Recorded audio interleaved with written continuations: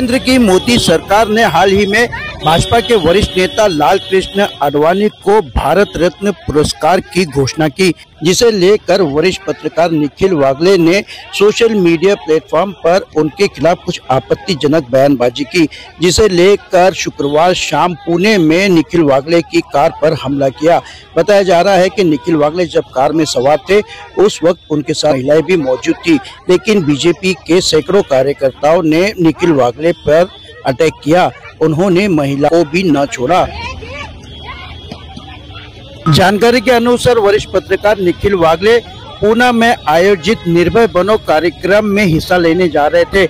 उसी वक्त कार्यक्रम में जाते समय भीड़ ने उनकी कार पर हमला बोल दिया।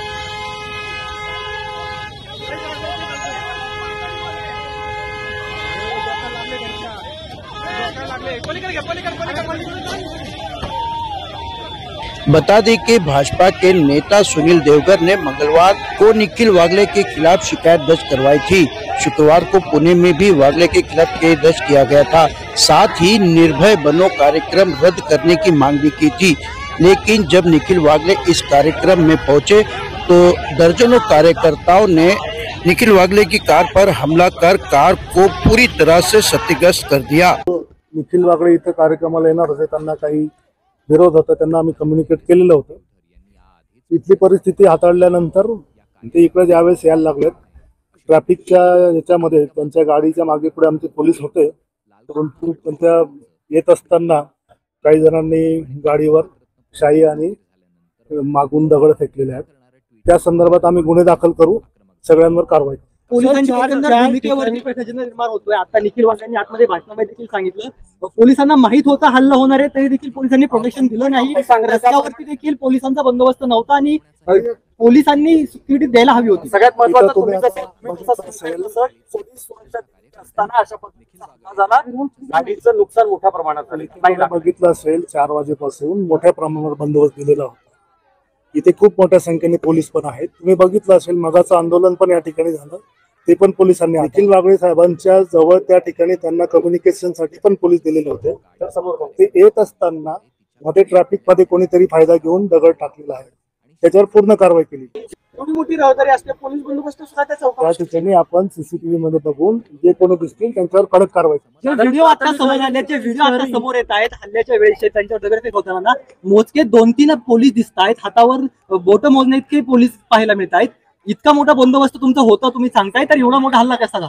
इथं त्यांची तुम्ही बघितलं असेल त्यांची येण्याची वेळ इथं 6 वाजेची होती। इथं मोठ्या प्रमाणावर या ठिकाणी बंदोबस्त लावलेला होता, तर त्यांच्या येण्यामध्ये थोडासा वेळ मागे पुढे झाला, त्याच्यातून त्या जे प्रकार घडला त्याच्यावर पूर्ण कारवाई केली जाईल। काय तुम्ही बघितलं ना पोलीस बंदोबस्त इथं लावलेला, इथं मोठं आंदोलन होतं ते सुद्धा पोलिसांनी हाताळलेलं आहे आणि याही बाबतीत कोणालाही सोडलं जाणार नाही।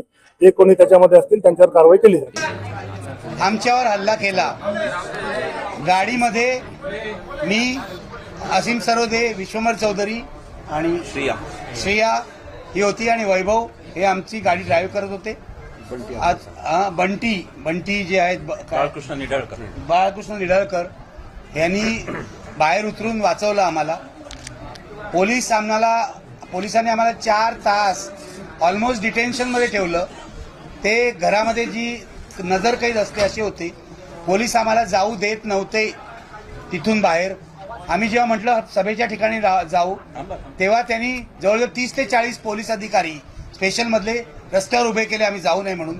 शेवटी आम्ही चालत निघालो। पोलिसांना माहिती होतं हा हल्ला होणार, 100% माहिती होतं। सिनियर इन्स्पेक्टर जे आहेत पर्वतीचे गायकवाड यांना माहिती होतं।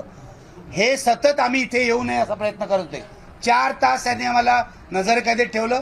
आम्हाला असीम सरोदे यांच्या घरातून बाहेर पडू दिलं नाही आणि जेव्हा हल्ला झाला तेव्हा पोलीस नंतर आले, उशिरा आले। हल्ला 4-5 ठिकाणी झाला। कुठे कुठे झाला हे असीम सरोदे तुम्हाला सांगतील, कारण पुण्याची जी ठिकाणं आहेत एवढी मला माहित नाही, पण 4-5 ठिकाणी झाला। काठ्यानी गाडीवर मारलं गेलं, अंडी मारली, निळी शाई फेकली, दगड मारले, दगड अनेक ठिकाणी मारले, 4-5 ठिकाणी। म्हणजे हा अत्यंत भ्याड हल्ला आहे। मी हल्लेखोरांना सांगू इच्छितो की आम्ही यांनी अजिबात घाबरलेलो नाही। लोकशाही वाचवण्यासाठी जीव गेला तरी हरकत नाही, पण अत्यंत भ्याड हल्ला आहे आणि भारतीय जनता पक्षाच्या गुंडाकडे काहीही उत्तर द्यायला नाही आमच्या टीकेला। आम्ही सभ्य भाषेत टीका करतो, रोज बोलतो. देवेंद्र फडणवीस गृहमंत्री आहेत.